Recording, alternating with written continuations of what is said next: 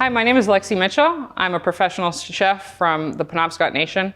I currently live in San Diego, California, where I work as a professional chef and as a manager. I have a lot of catering experience and I just love to cook. So today we are going to be making kind of a two-part recipe that's actually a really easy and simple dessert recipe that you can use in a lot of different ways, which is what I really love about it.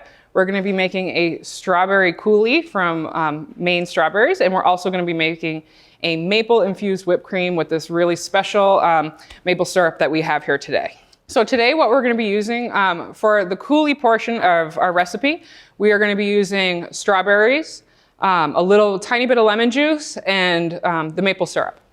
For the maple-infused whipped cream, what we're going to be doing is we're going to be using heavy whipping cream, and I'm going to get more into what we can use as an alternative if you do not have this on hand. Maple syrup and a little bit of cinnamon. We're also going to be using angel food cake as my vehicle for my coulis, my whipped cream today, but this is really unimportant to what we're doing today, and you could use this on a multitude of different desserts. Okay, so unfortunately today while we're shooting, our strawberry season hasn't quite kicked off yet here in Maine. So unfortunately I do have to use store-bought strawberries, which I'm not that thrilled about. These are not as sweet and juicy as our wild-grown strawberries that we have here in Maine. They will do for the day. Another thing, if you don't have strawberries, definitely one of my favorite things to make a coulis with, honestly, is frozen blueberries, which do come in our FDPIR commodity food boxes. They make a great coulis, and like I said, you could use any berry, frozen, fresh. You can use the same exact recipe and just plug and play for whatever berry you have available to you. That's one thing that I love about this. So it's just a really awesome way to use up either berries that have gone by or frozen fruit. So the first thing we need to do for our coulis is we need to go ahead and chop up our strawberries. It doesn't matter at all to the recipe the way that you cut them, so you cut them however you like them. If you want to leave them in bigger chunks, like I said, you go right ahead and do that. It really is unimportant to the overall recipe. So I'm just going to be cutting wedges into my strawberries, and then I'm going to dice them up from there. And so I'm really just making a small dice today. Just something along that line that is just going to cook down and be easy for me to eat. Strawberries grow in abundance here in Maine. Really, we have a lot of berries that grow indigenously to the state of Maine and that were always a staple of the Penobscot and Wabanaki diets here in the state. To me, strawberry season really is the kickoff to summer. When I was a kid, my mom used to take me strawberry picking every summer, and that was like the start of summer to me. So I'm really excited to be making this dish, and we're really lucky to be having strawberries in such abundance here in Maine. Now that I have my strawberries all chopped, I'm going to add the strawberries to our sauté pan. I'm going to reserve just a little bit, probably like that much. I'm really not going to measure it. I'm just going to leave a little bit to the side. And what I'm going to do with this at the end is I'm going to use this as a texture topping once we're all done. So we're just going to set that aside for now. So we're going to go ahead. We're going to turn on our skillet. We don't need to add anything else to the pan right now. We're going to be using in the skillet, about a cup of strawberries, cup and a half. So we're just going to give these a few minutes to start cooking down. As this starts to cook down, we're going to get ready for the whipped cream portion of this recipe by going ahead and taking both our whisks and the mixing bowl, and we are going to pop these in the freezer. So the reason that we're going to put the bowl and the whisk in the freezer is that the colder this is, the more whipped our whipped cream is going to be. If this is warm, it's going to be harder for our whipped cream to whip, and it's going to kind of deflate and be kind of flat. We don't want that. We want really fluffy whipped cream. So we're just going to keep this as chilled as possible. Okay, so now that my berries have cooked down just a little bit, I'm going to go ahead and I'm going to add my lemon juice and my maple syrup. So the maple syrup is going to be our sweetener today, of course, and this is definitely a traditional food of the Penobscots. Really, in North America, maple syrup was one of the only sweeteners that we used for the better part of 200 years until the development of sugarcane sugar, which wasn't really readily available here. And traditionally, to my knowledge, we did not have any beekeeping in our history. So, if we did have honey, it was a very, very special kind of treat. It's not something like maple syrup that we were definitely harvesting and processing traditionally. So again, I'm going to use my lemon squeezer.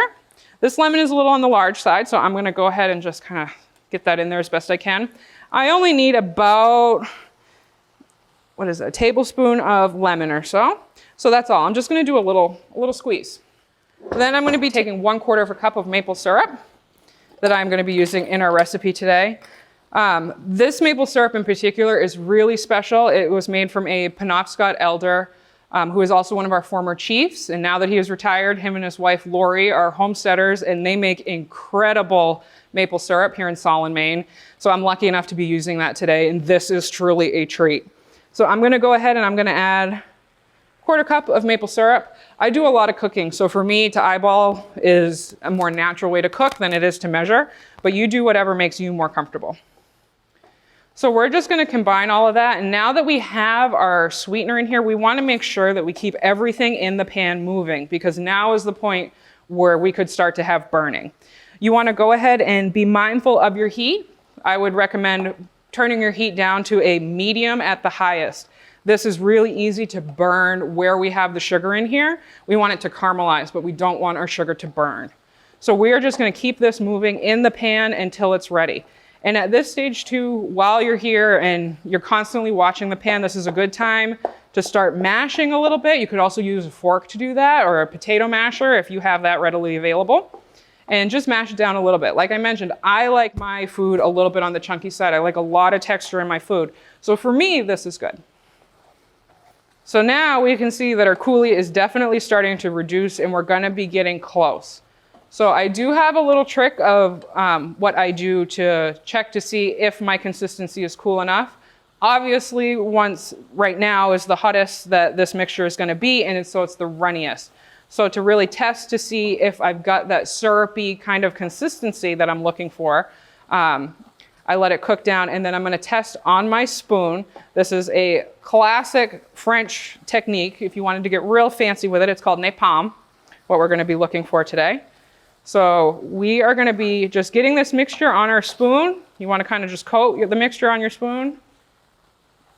And then all we're gonna do, now that we see we have this syrup on the back, right? We're just gonna take our finger and we're gonna run it along the back. If we get any running on the line, it's not done yet. It needs to cook a little bit longer and reduce a little bit more. Once it holds its shape, then it's done. And you can use the same technique with any kind of sauce. And like, look at this. How delicious would this be on something like pancakes or brownies or cheesecake? You know, you could use this in a multitude of ways. And like I said, it's awesome with frozen fruit. So now our berry mixture is done. This is definitely the consistency I want to see. This is great. Before we can serve this, we're going to want to cool it down. If you were using it on something like pancakes or, something warm, then, you could definitely do it warm. It's totally up to you. But where I'm going to be using it on a dessert today, I want to cool it down because I don't want it to make my cake soggy or anything like that. So we're just going to put this in a bowl, put it in the fridge, just whenever you need it. This is something you could make the day ahead. You could even make this a few days ahead if, you have a lot of prep to do for a dinner or a party or that kind of thing. So now that we have our strawberry coulis in the fridge and it's starting to cool down, the next thing we need to do is our whipped cream. So I'm using heavy whipping cream today, but there's actually a lot of alternatives that you can use to heavy whipping cream if you don't have it readily available to you. Out of our FDPIR boxes, we could definitely use the powdered milk. Add some water to it, reconstitute it. You would need 1 cup of powdered milk to 2 tablespoons of cornstarch. You would cook that mixture together for about 2 to 3 minutes because you need to activate your cornstarch. And then after that, you can whip it. And it does have a slightly different texture to it, but if you're putting something in it that's really delicious, like maple syrup, you're really not gonna even be able to tell. Another alternative you could use to heavy whipping cream would be like 3/4 cup of half and half to 1/4 cup melted butter. Really, all we need to emulate is the fat content because the fat is what whips in a whipped cream. So now we're gonna start making our whipped cream. So we're gonna take about 1 cup of heavy whipping cream, which is gonna be half of a pint container. There's a little bit over 2 cups in a pint. So I'm just gonna be using half of the container. Before I add in my cinnamon or my maple syrup, I'm gonna go ahead and start whipping this until it reaches soft peak. Depending on the speed of your mixer, this can take anywhere from like 3 to 8 minutes. So we're just gonna go ahead and get that started.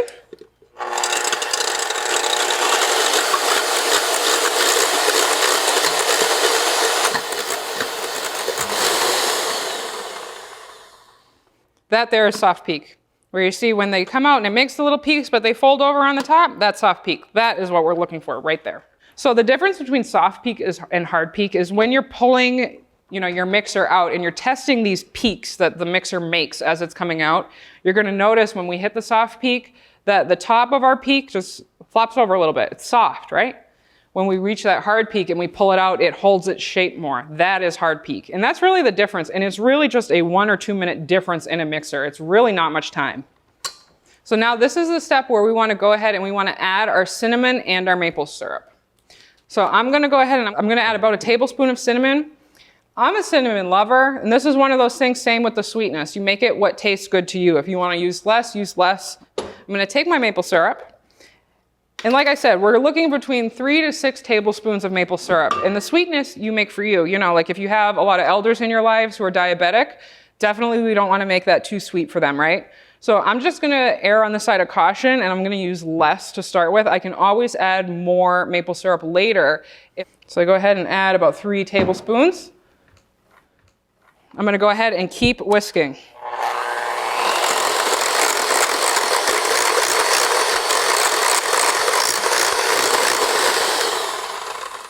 And it's going to be less than a minute you're just mixing in those sweeteners and the spice at this point. We're not making really our whipped cream any harder. Like I said, the difference between soft peak and stiff peak is really about a minute.